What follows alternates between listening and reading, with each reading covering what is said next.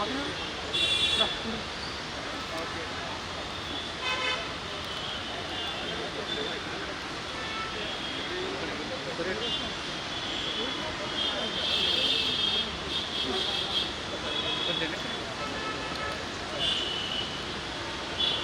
Serious అవుతారు.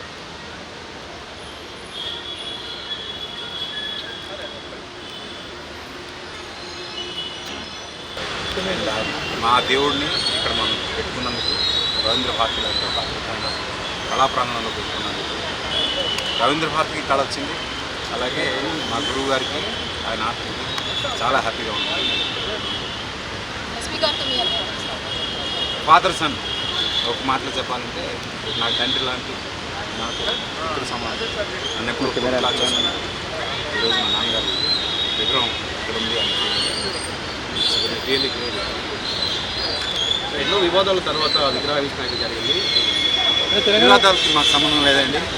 ఆయన తెలుగు వారందరి కోసం పాడాడు, తెలుగు వారందరి కోసం చేసిన మనిషి కాబట్టి ఆయన ప్రాంతానికి సంబంధించిన మనిషి కాదు.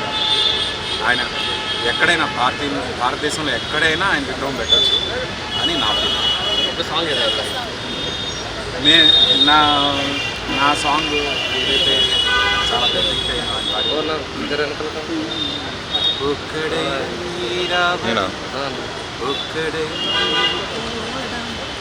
నడుమై నాటకం వెంటయే బంధం రక్త సంబంధం తోడుగా రాదుగా మరణమనేది ఖాయమని మిగిలెను కీర్తి కాయమని నీ బరువు మూసేది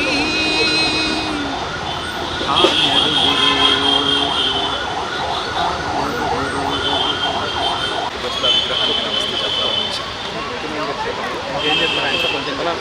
బాలసుబ్రహ్మణ్యం నేను చాలాసార్లు ఇంటర్వ్యూ చేస్తున్నాను, జమినీ టెలివిజన్ చేస్తున్నాను. ఆయనతో పాటు ఆయన ఇంట్లోనే 3 days ఉండి ఆయన రోజు దైనందిన జీవితంలో ఏం చేస్తారనేది ఆయన కోదండపాణి స్టూడియోకి వెళ్ళడం కానీ వాళ్ళ అబ్బాయి చరణ్ గారిని వాళ్ళ ఫ్యామిలీని అందరినీ కలిసినాను. అలాంటి అనుభవం ఎన్నోసార్లు నాకు ఉత్తమ యాంకర్గా ఆయన చేతి మీద అవార్డు తీసుకున్నాను. ఈ భాష బాగుంది, ఈ మాట బాగుంది, ఇదే కంటిన్యూ చేయి సురేష్ తండ్రి స్థానంలో ఆయన తీవ్రం నాకు ఎప్పటికీ గుర్తుంది. ఆ ప్రేమతోనే ఆయన కలవడానికి వచ్చింది.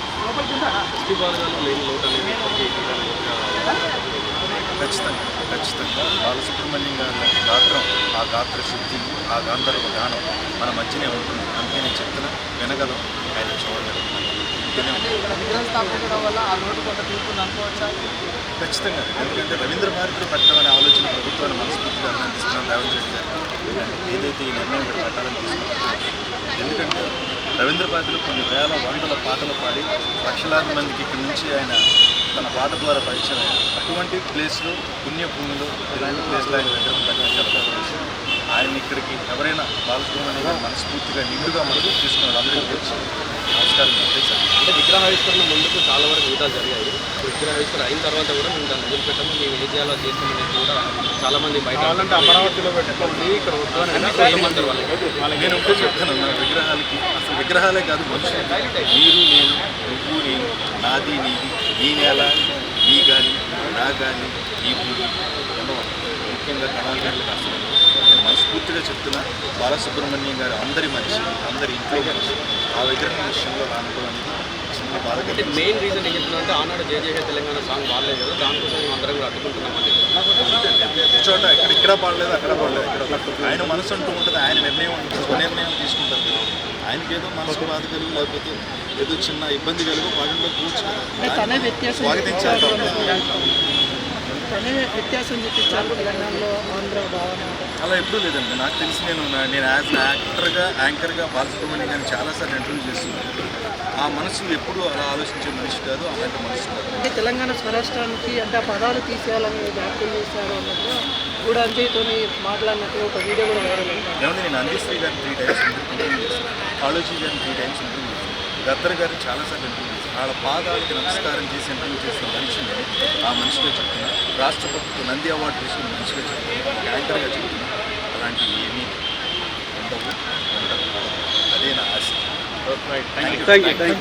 ఇవాళ ఎస్పి బాలసుబ్రహ్మణ్యం గారి విగ్రహం ఆవిష్కరించబడింది.